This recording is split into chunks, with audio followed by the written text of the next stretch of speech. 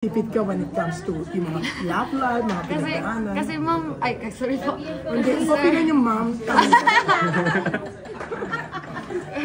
Kasi sir, hindi naman, matagal-tagal na din po, hindi ako parang interview ba. Pero parang iba ngayon mas open ka, mas matanda. Talaga ba? Oo. Dati even... ngayon lang din ako nag-open, sumabog na. Kasi, remember, I met you in Dubai, nagkita tayo with matipid ka magsalita. Ingat-ingat! Oo! Baka gayon po nang sinabi ko po kanina, sir, talagang hanggat maaari, nilalayo ko yung personal kong buhay sa work. Pero minsan pala okay lang. Saka ngayon parang meron ko ng Dugong Palaban. Ano po? Dugong Palaban. Parang yung song mo sa ML. Yes po! po! Dugong Palaban. Pero congratulations dun sa Southeast Asia, sa Disney, na you were chosen to sing the song. Initially, what was your reaction nang binigay sa'yo yung proyekto? Kakatulog si Kuya sir. Gising yan. Sige. Uminom siya kanina. Kuya kasi nakatulog. Pwede ko, Kuya!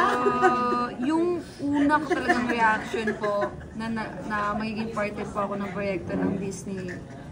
Siyempre hindi ako makapagawa, hindi talaga nasa-sink in sa utak ko.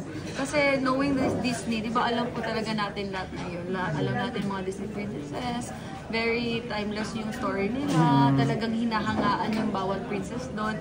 Tapos Snow White pa. Isa siya sa mga sikat na princess po sa Disney. OG siya, di ba? OG siya talaga yung first talaga. Kaya sabi ko, ako talaga.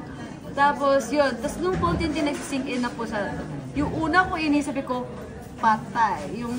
Yung pagkanta, kasi yung genre po ng Disney iba medyo theatrical yung way niya So first time ko kumanta ng ganong genre.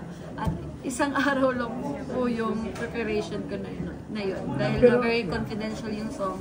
Kaya madali. Kaya kudos din dun sa Tagalog version nung Waiting on the Wish. Kasi 12 hours lang din niya yung ginawa. Ang bongga, no?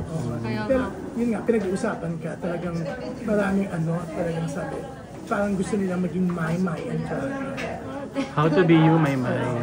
To be me, natrabaho lang ako. Yeah, speaking of trabaho, no? Yes, You mentioned trabaho. Napansin din namin, no? Maingay na siya ako natulog. Nagising na siya. Napansin din namin na even in ASAP, you can work with your ex, or ex mo nga ba siya, si